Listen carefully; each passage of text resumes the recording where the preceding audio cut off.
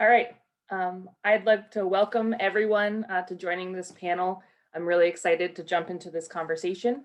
My name is Cait Grady, and I use she, her pronouns. I'm a public defender in Detroit. I work for Neighborhood Defender Service, and we handle about 25% of felony cases for Wayne County. And I was raised in an activist family of organizers and activists, and my parents sometimes ended up getting arrested as a result of their activism. And that brought me into courthouses and jails and prisons growing up. So I've both, those experiences led me to become a public defender and also to be really committed to movement lawyering and thinking about how lawyers can help support social movements. So I'm really, really excited to be joined by this incredible panel today. And just wanted a few housekeeping notes. If you have questions, please put them into the chat. We're going to be collecting them, and we'll be sure to save time for questions and answer at the end. And with that, I'd love to turn it over to our panelists to introduce themselves. If you guys can take it away and tell us a little bit about your work, the current issues you're focusing on, and how you got involved in lawyering and movement work. I'll go first. My name is Avatara Smith-Carrington. I use they, them pronouns. I am an attorney and currently the Tyron Garner Memorial Law Fellow with Lambda Legal. So for anyone who doesn't know, Lambda Legal is the nation's largest and oldest civil rights organization dedicated to achieving full recognition of the rights for LGBTQ folks and everyone living with HIV. And in my current position as the Tyron Garner Memorial Law Fellow, I kind of focus on the intersection of race, sex, gender, that lovely combination of things. So, primarily thinking about Black, Indigenous people of color who are also LGBTQ and or living with HIV. So that often looks like doing work that ranges from immigration to a lot of work around exclusions and healthcare plans, things like that. And I'll stop here. Hi, everyone. My name is Ching. My pronouns are she and her. I am not currently a practicing lawyer. Woohoo, we can talk about that another time. I run an organization called North Star Fund, and we are a fund, social justice fund that builds and supports grassroots organizing led by communities of color, particularly in New York City and the Hudson Valley region north of the city. I was trained as a community organizer. As a teenager, I stumbled upon a youth program, and it really gave me a language for understanding power and pain and struggle. And I'm one of those organizers who said, hey, I'm not going to be able to survive on an organizer's salary. I know, I'll go to law school. I spent 20 years as a lawyer in all types of practice, public practice, nonprofits, in running a legal services program, and participating as a lawyer in a range of different movements. And one of the things that I'd love to hear about and speak to you all about today, if anyone has questions, is how can I actually build a career as a movement lawyer, particularly if I have a substantial amount of law school debt, because that's something that I have struggled through, and I came through on the other side, and I'm really looking forward to hearing others' experiences. Hi, everyone. My name is Tonya Myers-Phillips, pronouns she, her, hers. I am have been born and raised. I was born and raised in Detroit, Michigan. I still live in Detroit, Michigan. I am a Detroit gal through and through. I am currently working at the Sugar Law Center. I'm the director for community partnerships and development. And in this capacity, I work with community coalitions and nonprofit organizations all over the region, sometimes in other states as well. And I focus on community benefits agreements and other equitable development policies. I also work with an organization called Michigan Legal Services as a public policy advisor. And in this capacity, I am working and pushing hard on a right to counsel initiative. So low-income people in the city of Detroit will have legal representation facing eviction.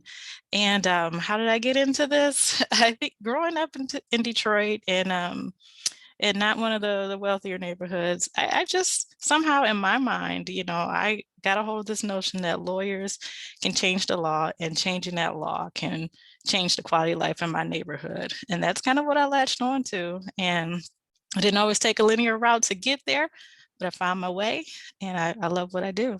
I'm glad to have this conversation. And hi, everyone. I'm Brittany Wilson. My pronouns are she, her. I'm an associate professor of law and director of the new Civil Rights and Disability Justice Clinic at New York Law School. Before that, though, I was a civil rights attorney, still am a civil rights attorney. I worked at the National Center for Law and Economic Justice, where I litigated disability rights cases and a range of economic justice cases, including debtors' prisons and excessive and discriminatory fines and fees. Before that, I did a fellowship at the Center for Constitutional Rights, where I litigated discriminatory policing cases, including the remedial phase of the stop and frisk case that you may have heard about, Floyd versus the city of New York, and some other discriminatory policing cases, as well as abusive immigration detention practices work, and a range of other racial justice related things.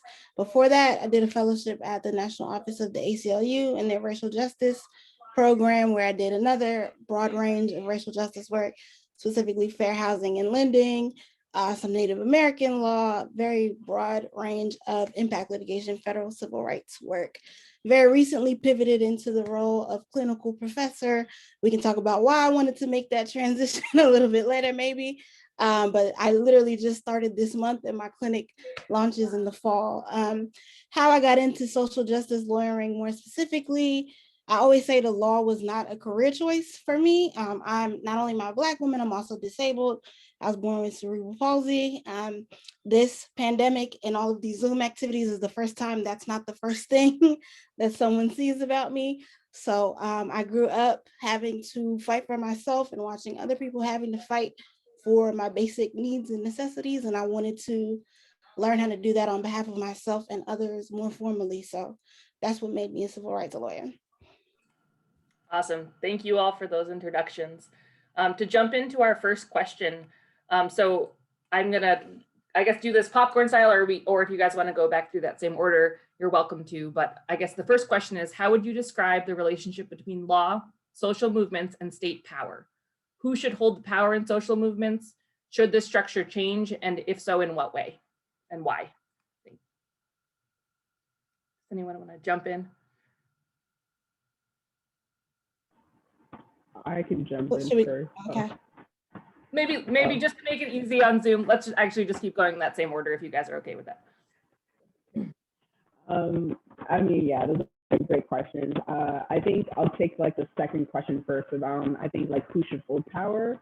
And for me, that's always like, well, people who are the most impacted should hold power. Like they should be the ones who are constantly provided with the resources and like skills and whatever that they need in order to figure out how to, or in order to move the ball forward. I think that, you know, if anything, the relationship of, you know, other stakeholders with power should be like, well, how can I feed over that power? Like, how can I, with the resources that I have access to, make sure that you have what you need in order to like see any type of movement that's actually beneficial? Because I think that when I think about the big three that you listed, I always wonder, like, yes, the law is a tool that's very beneficial and, you know, you can get some work done, but it's also been harmful. And we have to like acknowledge that when we're doing this work. And so because the law is also something that is harmful, that means that like in many ways we're kind of doing, there are like two things, there are multiple things that are happening, but you know, the biggest one I can think of is oftentimes, for lack of a better way of like framing it, is like harm mitigation, right? Just recognizing this is what it is. You can keep on trying to move it forward, but at the same time you're mitigating harm. And you know, we have to be honest, sometimes we're even picking and choosing who has more access than others, and that's just something you have to be honest about.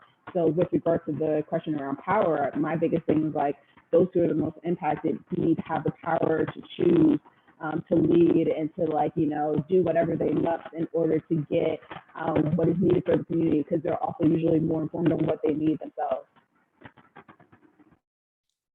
Yeah, I really appreciate that framing. And just to build off of that, you know, I think it's really important for us as lawyers to always center the idea that state power, to your point, Cait, and since the 20th century, corporate power largely and consistently redefine the rules to suit their needs. So state power and corporate power are constantly redefining the rules to exercise power and to gain and control power, right? And we as lawyers do not have, you know, have oftentimes fallen into the trap of feeling like, well, I have a rule book in front of me, so let me practice by these rules. If I practice by the rules, then somehow we will win. And I think incremental victories, certainly that is the case, but we don't often think and open the door to redefining the systemic rules in the first place. But we have the power to represent that third group in the triangle. If you've got state and you've got corporate, you have people, and as Avatara said, right? And I'm sort of also paraphrasing from, Movement for Black Lives when I say that movement lawyering is really about building the power of people,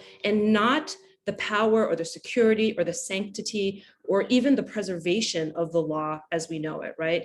We have to start from the basic principle that structural problems that are only worsening the longer we have been in this American democratic experiment, like racism, persistent poverty, right? Structural problems require structural solutions, and the solutions to these problems do not necessarily generate from the legal, judicial, or regulatory system, right? We are many hundred years into understanding that behaviors can be regulated, but systemic change requires creativity and rupture and something different, right? And so I think it's really exciting as lawyers that we have the opportunity to actually be in service to the creative vision of people, that we actually can be the tools that, I think many of us go into the field thinking we will lead in a certain way, but movement lawyering is about understanding that when we change our orientation about what intervention can actually look like, it actually changes our belief as to what is possible. I did not think when I started as a lawyer 20 years ago, there was a conference in New York City around abolition hosted by Critical Resistance. I did not think at that time that 20 years later that we would have mainstream conversations about what it means to radically defund the criminal justice establishment, to decarcerate, to rethink the role of policing. That's where we're at because people have been brave enough to really push lawyers to think differently about what sort of solutions we can have to the carceral system. Yeah, bringing the fire today. So just to add slightly different perspectives, but agreeing with everything that's been said so far, absolutely. I mean, if you think about it, I guess in a linear perspective, in order to change that power, it starts with a social movement. It must start with a social movement. People talk about, I want a better world. I want the world to be a better place. But that doesn't just happen in a vacuum, right? So it's the social movements that happen that cause the change in the law, because we, the people, have to put pressure on our representatives to change the law, right? And we as movement lawyers have to bring that fire into the courtroom as well to change the law, right? And ultimately, when the law changes, then we have a different kind of state power. And we nibble and chip away to get to that systemic and structural change. And who should have the power? People, the power should belong to impacted communities. It should belong to the people. In Detroit, we have a little I guess spray painted slogan on our streets here that says all power to the people. But we really need to make sure that that is not just a cute saying or a slogan. We really should look at mechanisms where people have true power. And part of that is voice, part of that is representation. And that's one thing that I work with a lot with community benefit agreements. Power means you have the ability to decide, you have the ability to say yes, or you have the ability to say no. It's not just being invited, and power and feedback are two different things, right? So power should belong to the people and to the communities that are most impacted by the decisions being made regarding their lives and where they live. So let me pass the mic before I start talking too long. This is a great conversation. Mm-hmm. I just want to repeat, power and feedback are two different things, because I think that was really powerful. And I think when we're working with marginalized communities, people tend to conflate the two. And especially when we're talking about diversity, especially in this moment, it's like, oh, come to the table. That's feedback. So I wanted to talk about that because I thought that was a really powerful quote that you just gave. The relationship between social movements and the law, like Tonya said, I think that the law comes from social movements, and I think that the law is also often used to quench social movements and to maintain state power, because that was the other piece of this equation. And so I think that we don't often talk about the law as a tool of social control, which is what it is and what it's intended to be. I think that some of the questions might get to that a little bit later, so I'll save the rest of my spiel, but we talk a lot about systems and working from the inside, and that can be a little bit complicated because the goal of the law itself serves to maintain the power of the state, right? And so the role of the movement lawyer is to figure out how to use the tools that we've obtained to shift that balance in the service of the community and what the community wants. Awesome. Thank you for those answers. I especially really loved the framing of, lawyers working in service of movement, right? And I feel like sometimes you go to law school and you're told you're special and you're learning all these things and you're really important, but really, thinking about your relationship to movement, I think is really important for, especially for younger lawyers coming right out of law school. So our next question, so what's so special about lawyers and how can lawyers disrupt the dominant power structure? So if you guys have specific examples from your work of what it looks like to disrupt the dominant power structure.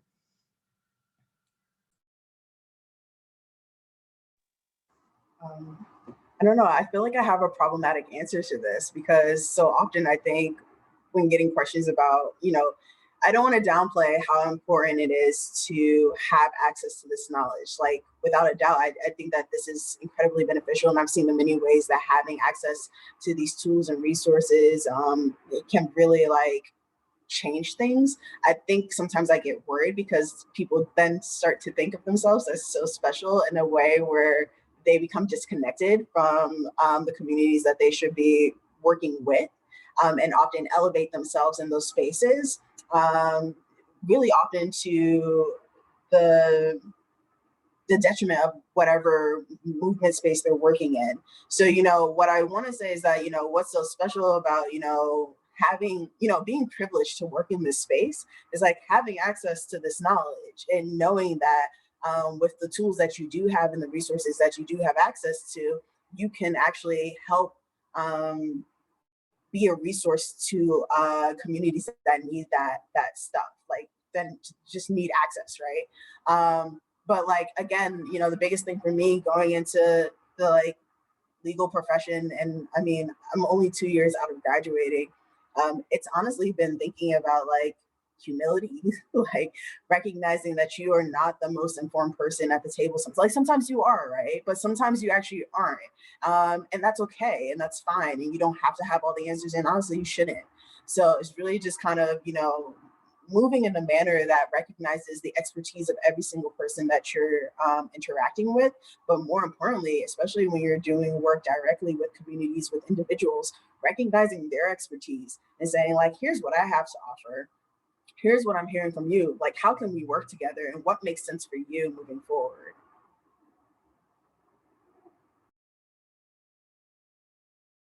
I think it's really important to note that it's not less intellectually gratifying or a diminishment of skill building or your development as a lawyer and as a skilled legal advocate to radically decenter oneself in the practice of law itself. In fact, I would say that my richest and most interesting experiences in civil rights litigation, immigrant rights litigation, and in working in the criminal justice system came in times when I was deeply in partnership with and in service to organizations that were led by people who themselves have been personally impacted or were ongoing impacted by the injustices that we sought to cure. Because the truth is that, and I'm sure this is relevant to many of us, we have sat around tables and thought about legal solutions, and very oftentimes, because we are vocation focused, we are looking at incremental interventions and intervention points. Now, those are important. They're part of the menu of resolutions that can be brought to clients and partners and movement groups. But what has always been, to use Avatara's word, so humbling to me is to say, here's what the law says, here are the things here's what precedent says, here's what I think, and to have people look at you and say, the entire system requires restructuring. Why are we not pursuing solutions or ideas that we know that you know, look at the brains around this room, look at the elite degrees that can at least center this systemic disruption. And I think, you know, many of us growing up trained to think about how the civil rights movement was litigated. We are not trained to think about what the vision of the organizers underlying the civil rights movement were, right? We only hear about the cases, and only a handful of cases at that, but we don't learn about the social movements and what they were building as part of that strategy. Yeah, you know, I would use the word special. You know, I don't think of myself as special, but I mean, we have a valuable skill set. We have a unique skill set, and so do other people, right? And I guess in that context, I think that just as Jen said, kind of centering ourselves, you know, our profession is arrogant, right? We have to admit that.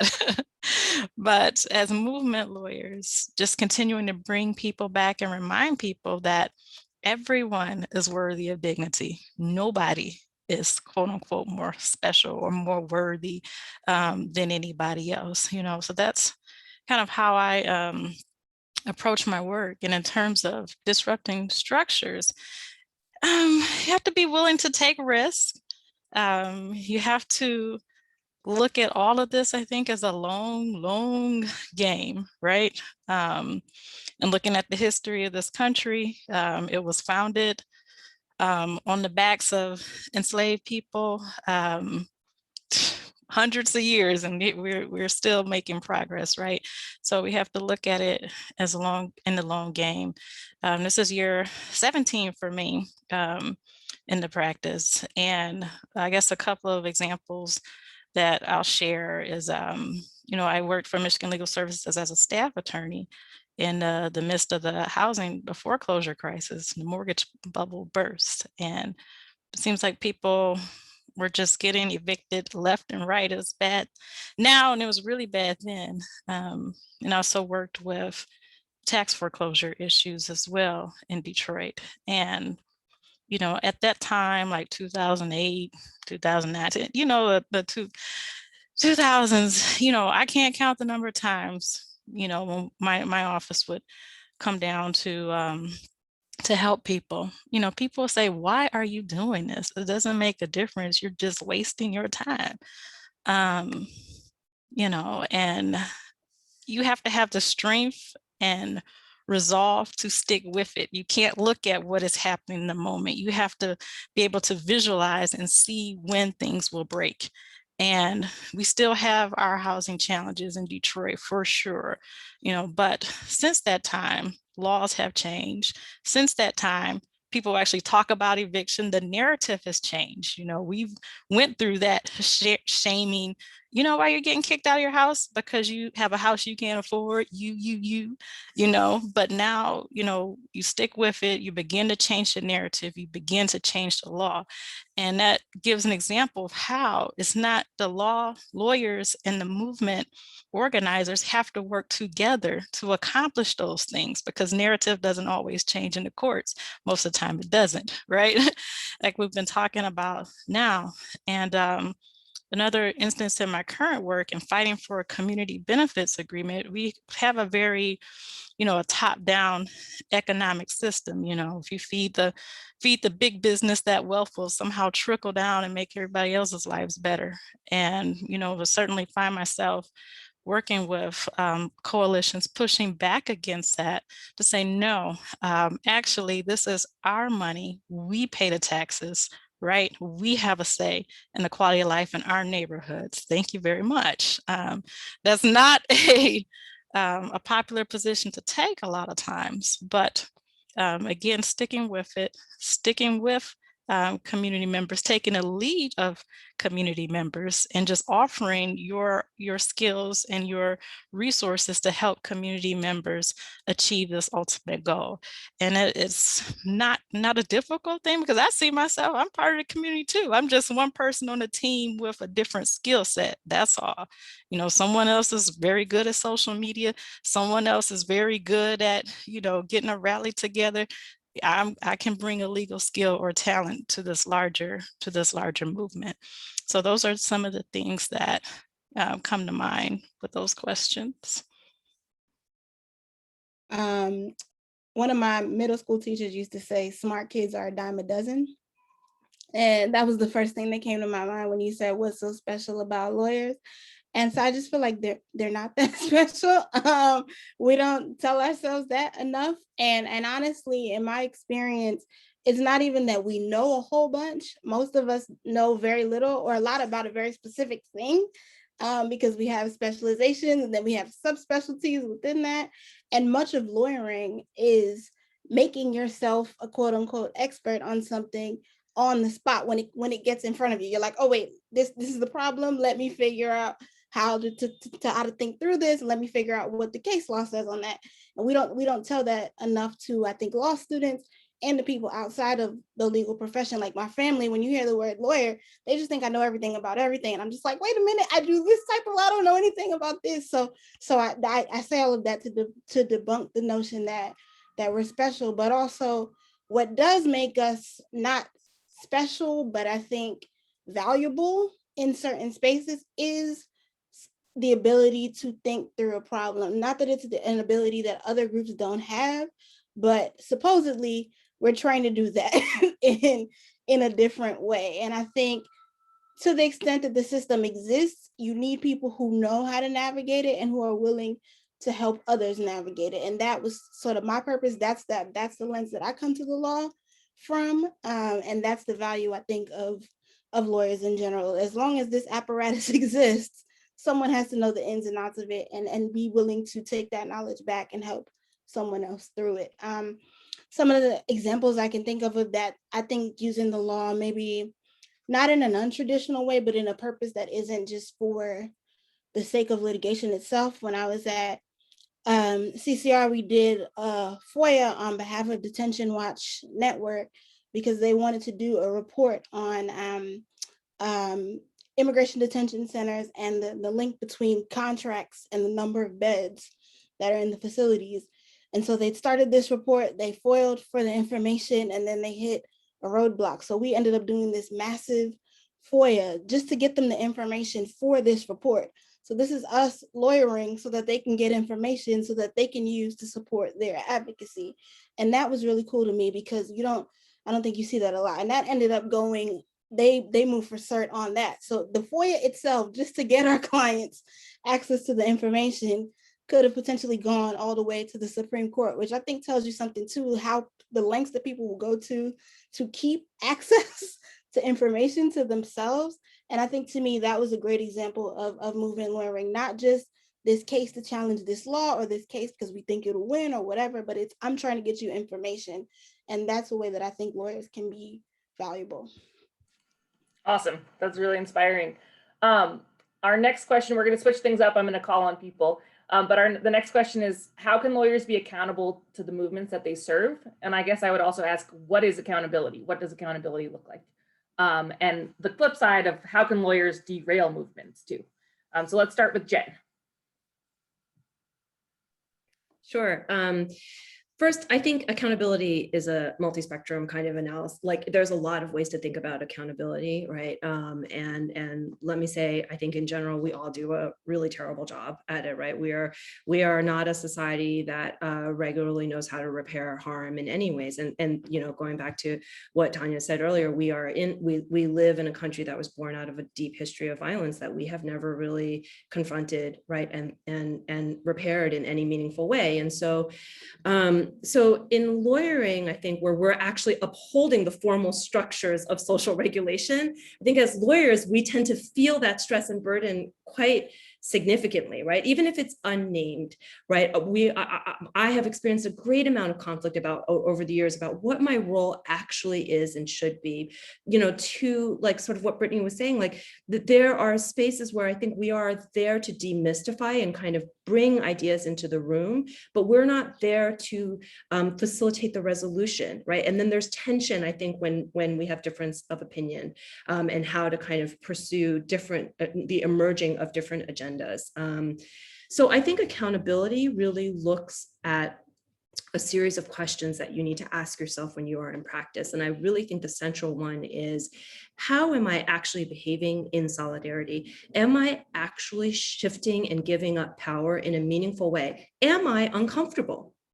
If I'm comfortable, then I think that actually I'm not really shifting or giving up power in any meaningful way. If I am feeling really great about what's happening, I think it's actually worth interrogating what are the power dynamics and how much control am I exercising over this situation.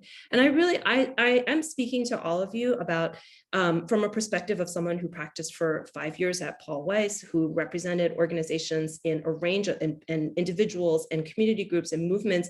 And in every setting, I thought about my relationship vis-a-vis the client or the partnership, and really thought about where were we actually having conversations around accountability and purpose and intent. Why in the law do we not actually launch partnerships in a way where we look at what each side's role will be? Instead, we have these retainer agreements that are highly punitive and that are really focused on sort of everyone just CYA, right? Your expectation, right? When I ran a legal services organization for years, and our retainer agreement read like a, like a punishment note, like, you as client, you will do this, you will come to this, if you don't do this, right? Why are we not looking at the gifts that everyone can bring to the table and structuring and accountability that is rooted in equity? So there's just many, many spaces where I think one can disrupt and alter practice. And I just think it is a very, I realize when I talk, I think a lot of times young lawyers say, well, this is nothing like what we learned in law school and nothing like what I'm experiencing the practice of law right now. And what I suggest is for you to find the spaces in your community where people are asking these questions and actively practicing it, risk group included, right? And learn those skills, because it's a really, really gratifying skill set to build. Thank you. Let's turn to Brittany now, please. Yeah, what is accountability and how can we be accountable? I think the client should be telling us what to do. In a nutshell, I was having this conversation with a group of my clients yesterday, actually, and I was saying, like, look, I know what's happening, but if I'm suggesting something to you, like, please feel free to tell me, no, like that's not what we want, or that's not what we're trying to accomplish. I think that's one way we can be accountable, is by checking in and making sure that they are dictating the strategy and we are doing what they ultimately want us to do. And facilitating a relationship where our clients feel comfortable knowing that they are the boss and saying, no, this isn't what I'm trying to accomplish, or this isn't the way that I want to accomplish it. And being willing to be checked by the people on whose behalf we're supposed to be working. Yeah, that's really the only response I could think of. The other piece of it was, how do lawyers derail movements? Was that all the time. I think that we're trained to do a very top-down approach. We know the answers. We are the experts. You have the problem, and it's our job to come in and solve it. And a lot of times that's not what happens. Tonya, in response to the previous question, or maybe it was Jen, I apologize for not remembering who said it, but it was about not just the importance of the cases that underline the civil rights movement, but the organizers' goals underneath those cases. And there's actually a really great book about that called The Courage to Dissent by Tamika Brown-Nagin that I wanted to lift up, because it talks about sort of all of these quintessential desegregation cases that we talk about all the time. And the mothers and the parents and all of those people who organize were like, actually, did we say integration or did we say desegregation? And like, so it happens all the time where lawyers come in and cases get built, and then you have precedent, and then you start building off of that precedent. So you start this domino effect that might not have been what the client or the community ultimately wanted. Thank you. Let's turn to Tonya now. I guess adding to that, we'll say definitely, get permission, get permission for whatever it is you're doing. Even sometimes in our movement lawyering space, you can overstep. You know, we have our own desires as lawyer slash advocate, right? Change agent. But when you have to make sure that you're not overstepping your boundaries. So get permission that this is what community is asking me, and saying this is what community wants, not just this is what I want to do, right? Also give credit. Bouncing off of what Brittany's saying, don't hog all the credit for yourself. You know, always highlight your client, make your clients look good. This is what the coalition did. This is what the community group did. I work with community. You know, give your clients shine and make space. That's where the power happens, because we can get in some rooms because we have letters, right? We have credentials. You're looked at like you're not going to be the crazy bomb thrower. Okay, I'll talk to you. Okay, right. But when you get in there, make space. And I'll share a quick story about, I was trying to connect with a prominent institution in our area to discuss community benefit agreements, help a client discuss this. You know, I did not have a direct connection. Someone else had to make the connection for me. So the meeting was obtained, said, great, we will be attending the meeting. And I kept like, oh, no, we didn't mean the neighborhood person. You can come to the meeting. And we had to do a little mini negotiation about that, because I'm like, we're kind of starting off on the wrong page. We're undermining the whole point of what we're seeking to do here. And that can be a tricky space to do that. I'm not saying it's always easy, but just be mindful of when that's happening. I mean, sometimes shuttle diplomacy, you got to do it, but just be mindful of sometimes when it's not that, it is not you and the lawyer, it is still perpetuating.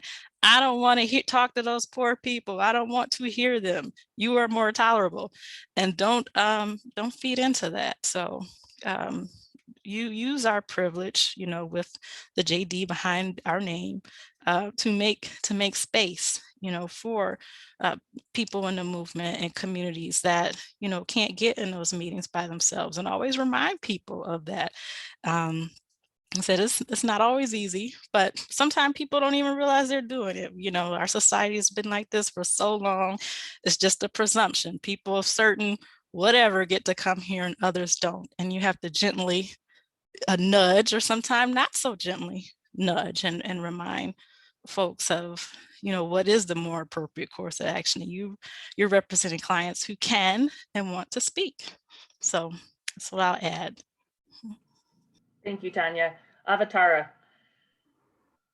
Yeah, I mean, I think, everything that's been said, like plus one to that, as I was like listening to folks speak, I was just thinking like, true accountability requires like transparency. And so, to the point that Jen was talking about with regard to even client agreements, like client retainers, like, yeah, that's like one of those places where I'm always just like, oh, why are these things set up in this way? And you're already starting off on a playing field that feels not equitable and balanced, and putting a person in a position where they are made to sometimes believe that they don't bring anything to the table, but I'm like, actually, we don't get here without you. And so, for me, at least, when I've been thinking about accountability, I've been thinking about like, okay, how can I be transparent? How can I make sure that I'm like being very clear, and like the way that I even break down things, because it's really easy to frame what you want to be a win based on how you're framing it. And all of a sudden, it only looks like a win to that person because you're saying like, well, if you do this and it has to be this way, that's interesting in the sense of like you're not being honest. And also like if you want to be accountable to this person or to this group of people or to this movement space, then like be honest and be transparent, and like actually there are many roads that we can take. And like while I might prefer, or while those who practice law might prefer this specific route, y'all might prefer this other way. So I think that that's kind of where I land in terms of like accountability is like transparency, and also just checking in, because I think it's really easy sometimes to think this is how I'm going to be accountable, and like are you asking like, is this actually accountability to you? And is this what accountability looks like in this space with community organizers and with folks who are on the ground? because I can think accountability looks one way. They can be like, nah, like that's not accountability at all. I don't know what you're bringing to the table. So that's kind of where I land. And then, to the point that, others have made, like, it's really easy to just derail movements. I think that some people make that their job. And oops. But yeah, and again, you kind of, and unfortunately, I think you start to see different iterations of that. Even in the way that we talk about abolition, people all of a sudden want to start kind of putting their own little caveats on things of like, well, this is actually abolition to me, or this is what we should call abolition. The way that we've seen conversations around abolishing police, and it goes from like abolishing to police to like, oh, well, reform or defund or this, that, and third. And again, sometimes it's like a trick of framing in order to like bring more people in. But I also wonder, like, when you start framing it that way, you actually start limiting the possibilities, because now even in that framing, you're telling me what's possible and what's impossible. And so, I think it's really easy for lawyers to derail movements. And I think in order to not end up in that position, you really actually have to be accountable to community. And you really, my biggest thing is like constantly checking in, not only like internally with myself, like, do I feel good about this, and is it okay if I'm not feeling good, and what does that mean, but also checking in with your community partners. So that could be like the people that you work with. And for me personally, again, 2 years out of law school, I have my own group of community organizers who have been my ride or dies, and I'm the first one to say, hey, I was offered this opportunity. I actually don't think I should take it. I think someone else actually should take it, because this is a chance to get someone else in that space. And so there are many times where I turn down things because I'm like, actually, I shouldn't be speaking on it. It's not appropriate, like, for me to speak on it. Where I'm like, oh, there's a community organization that's been doing this for some time now. Why don't you talk to them? Constantly with media, I check in, like, who did you speak to? And why haven't you spoken to this person? And actually, here's a list. Before you come to me, tell me that you've spoken to those people, and then we can have a conversation. Can I just add two things? I'm so sorry. There's two other ways that I think also lawyers specifically derail movements. The first is that any sort of impact litigation is incredibly costly, not just for the legal organization that's bringing it, but for the community organizers and the member groups that are supporting it. And so it takes up an outsized amount of very small organization budgets to advance litigation. The second way in which I've seen lawyers derail movements in big and little ways is what I would call the search for the perfect plaintiff. That so much of lawyering is about finding the least complicated plaintiff, which is a really, really classist and racist way of saying the plaintiff who is absolutely an angel, but for they were not served process in the correct way, but for they happen to not meet the eligibility in this one way. But oh my God, I don't want the plaintiff who actually has the lived experience that demonstrates the daily violence of racialized capitalism. Please keep that plaintiff away. And so you send organizations on a hunt with a list this long to find members, and then the members themselves have to devote years of time and resources. All of those small ways in which we think we are making the path for litigation and therefore some incremental justice more beneficial has cost, at the end of the day, millions of dollars, right? That could have been spent really re-envisioning and moving and advancing a different agenda. Awesome, thank you. I love the complexity and the many different ways, because accountability, right, isn't just one thing. So thank you for all of your voices in that. The next question is, as a social movement lawyer, do you ever feel, or have you felt, that you serve two masters? Do you feel a tension between your professional code and advancing the goals of social movement? And I'm especially excited to hear answers, because as a new public defender, I like my duty of candor to the tribunal to uphold the integrity of the system versus my duty to my client. My instinct is to my client. And sometimes I'm like, I don't think this system has any integrity to uphold. So what does that mean for me in terms of navigating that, right? But also that I am bound by these ethical rules. So obviously not in the public defending context for each of you, but would just love to hear anything about that tension that maybe you're navigating in your work. Tonya, do you want to start? Sure. Two masters. So that's a tough one, because I struggle with the term master. So no, I don't feel I have two masters, but I feel like I have one heart and one priority, and sometimes that can get me in trouble. You just say that.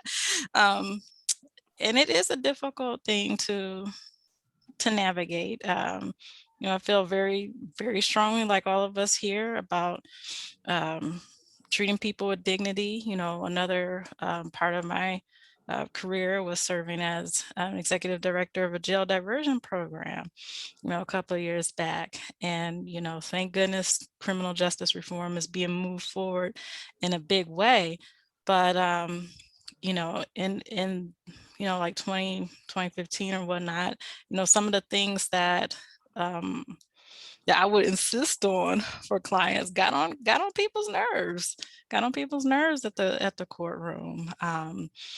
Interpreters, you know, I worked in a part of Detroit that is very multicultural, Southwest Detroit, and in our court or community court, you know, we had a lot of people who spoke Spanish and spoke Arabic. And we insisted and worked with the court to have interpreters in the courtroom, or at least in the halls. And you know, I would just say I got pulled to the side a lot about hurry up, you know, all this interpreting stuff is taking too long, hurry up, we need to get out of here. And things like that. And it's not easy, but I guess I have a conscience. I feel like I answer to a higher power, and I'm not going to bed with a guilty conscience. Okay. So, I mean, sometimes it does, you know, you might get dinged, you might get pulled to the side, and it is what it is. But I also think about the strength of my ancestors who had to make those tough decisions so I can be where I am today. So I guess ultimately for me, maybe that is a, I don't know, radical person speaking, but it comes from a place of love, and you know, I have to do what's right, and that's part of what we're doing in terms of pushing the system to recognize everyone's dignity and everyone's humanity. And sometimes, I mean, I don't want to kid anybody, some of the younger lawyers on the phone, sometimes you might stand alone, and in those times you need to have a support base, you know, your other radical lawyers, your other community friends. You need to get with people who are going to affirm you and encourage you, so you can go back out there, fill your tank back up, and do it again and again and again and again. So that's kind of my long-winded answer to that, or at least my response to kind of the emotions that question brings up for me. Thank you. Mm-hmm. Brittany.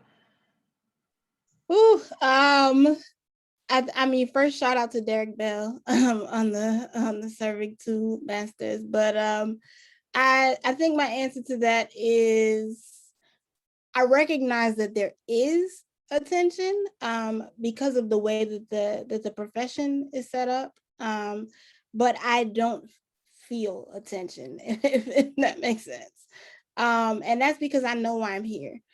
And that I've never been confused about. And that I think that's why I've been very particular about what I did, and to the extent that I could be the way I did it. There's all sorts of limitations with that, but I've always been guided by my integrity, and always been clear that if it ever got to the point where it was too compromised, I just wouldn't do this. And that's what I meant when I said I introduced myself and I said this was not a career decision for me.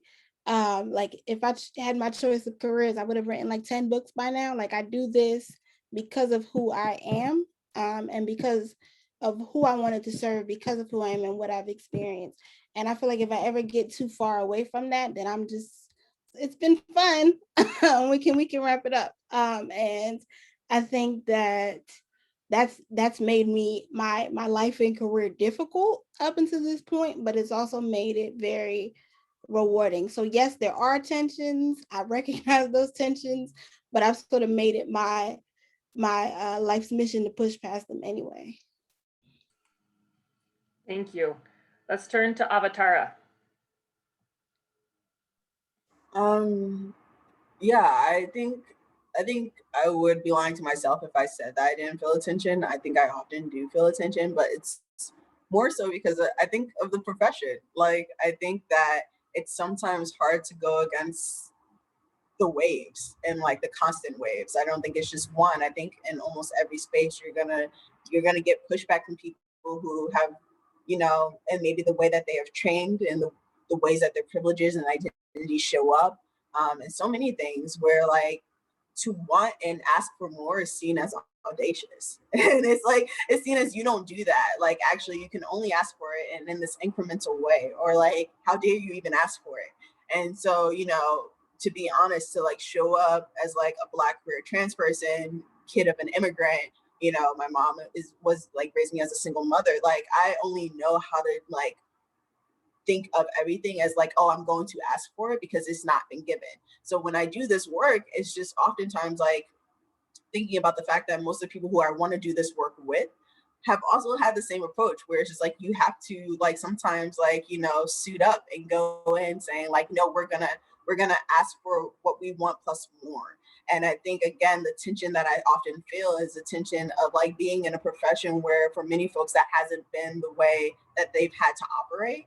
And even when pushed by people to operate in that way, they still don't think it's appropriate.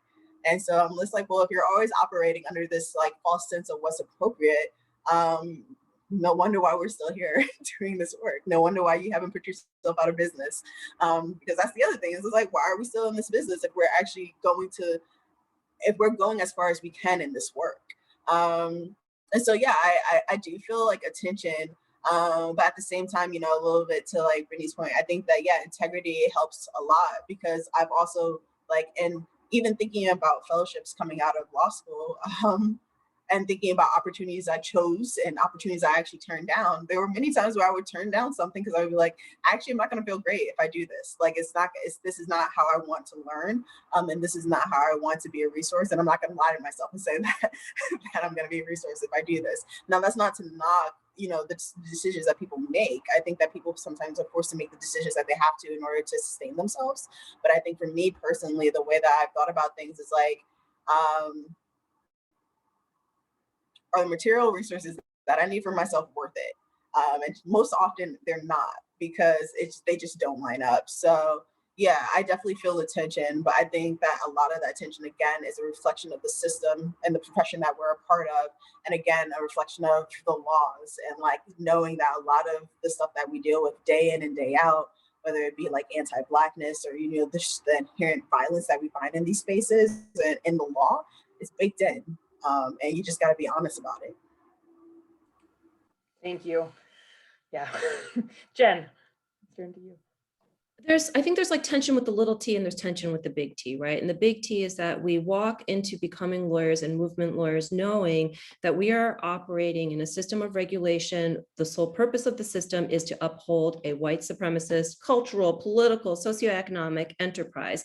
If the last 4 years had taught us anything, it is that this is not a system that is lying in wait or is a fringe, but is actually the culturally dominant and remaining power structure in our society, right? So that's a big tension. I'm going to walk around with that. Yeah, I'm bummed all the time as a lawyer. The little tension is the choices that we make, and how we, again, do we decenter ourselves, or do we center the risks that we are taking as the principal question as to whether or not a movement gets to advance its goals where legal strategies are necessary. A defining professional experience for me was, you know, about 2 years out of law school, 9/11 happened, and the law as a sector opted out. That the left, the lawyers of the left, all uniformly said, we don't want to take cases around Muslim ban, we don't want to take cases around Muslim civil rights. We definitely don't want to touch any cases about the detention of non-citizens abroad or on U.S. territories, because, you know, this is not comfortable for us. And when we delay even in our decision making, right? 20 years later, for those of you graduating law school now, you may not know that. You may think, oh, I see 20 million Guantanamo cases. I see all this kind of cases. I see the law is really the one that was out there in the front, the Muslim ban when the Trump administration came in. But I am telling you that as a lawyer, 20 odd years ago, no one would take these cases. It was professionally toxic. I was a member of some of the earliest teams, and we were not only told not to take the cases, but we were shamed, and it was incredibly difficult to bring the cases together. And it tells you something about, we then as a sector left a window of time open for the further aggregation of resources and power on the other side. What we teach the other side is that it is okay. The response is not coming as fast or as sophisticated as you think. And so we will advance and deepen our own policies. So even our sort of like luxury of taking time to sit with tension around these decisions has repercussions that can last for generations.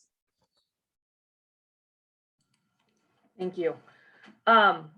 Unfortunately, our time is almost up, so we're going to move to our last question, which is kind of circling back to the beginning. So what advice do you guys have for young lawyers looking to get involved, especially young lawyers who are carrying big student loans? So Jen, I'm going to kick it right back to you. Sure. I think the first thing is like learn to listen and embrace learning.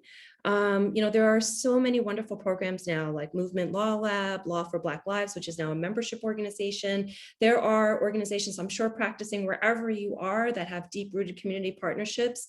And I really think, like learning yourself to truly listen, and then just being an unabashed learner about the community around you is just a really great way to walk into a career, which really is a really privileged space to be in partnership with communities that are organizing. Thank you. Brittany. No, I want to echo everything Jen said. I was definitely going to say that Law for Black Lives is now a membership organization, and just that every place needs help. And lots of places are looking for volunteers. And so if you have to be the person that goes to the firm for a few years because you got bills, then people need volunteers, people need research, organizers need research. There's so many ways to use the skills that you've obtained in the service of good. Thank you. Avatara. Yeah, I think, deeply invest in the community that you're in. I think that it gets really easy for people to try to just like find other opportunities outside and not even think about like the community that they actually like every day, and then you're in that community. And so, that's the biggest one that I always think of. I also like have this thing where I don't surround myself with that many lawyers. Great people, really smart, love working with folks. No, you're not my only friends, for so many reasons, because like what you need to have like different groups of folks, especially when you're doing like work that movement work. When you're doing that type of work, if you're not surrounded by different groups of folks with different lived experiences and different ways of seeing things, you're essentially operating in a silo. And that means that you have closed yourself off from like a realm of opportunities that you should access, and you should contribute to those spaces as well.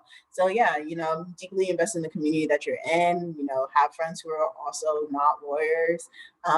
And to the student debt part, I mean, I would love feedback on that too. I'm 2 years out of law school, and I just believe, and maybe I shouldn't say this, but like, debt strikes are sounding really good right now, because, and just to quickly get to my point, again, as someone who holds the identities that I hold, who often has to, negotiate salaries and like think about what opportunities I take versus the ones that I don't take, but also recognizing that I carry student debt and I do not have generational wealth to rely on, and that, I have to figure out what I need to do for me. It's hard. So like, honestly, again, do what's best for you, but also recognize, for the most part, you're not in this alone. Because I think it gets really easy to think that you're only carrying it, and there are so many of us out there who we're carrying it too. Thank you. And yes to non-lawyer friends. I feel like sometimes it feels like drinking like fresh water when you like are in a different space and you're like, oh, you're not all miserable. Just kidding. Tonya. Yes to everything everyone said. Get involved. I would just say, follow your heart. It sounds corny, but follow your heart. Don't be afraid to dream. Our profession is just so, I don't know, it lacks imagination in so many ways, right? But don't let that eat your soul up.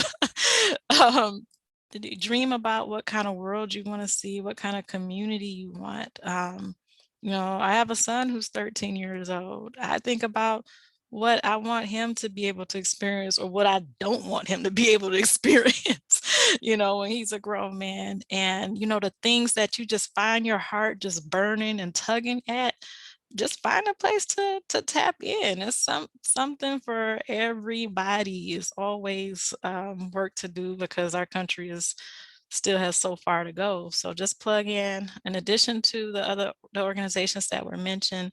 I just lift up the National Lawyers Guild as another one to put on your list to consider. Just plug in. If you can't do it full time, take on some pro bono work sometime. And above all, I say it's nothing like going to bed with a, mind clear.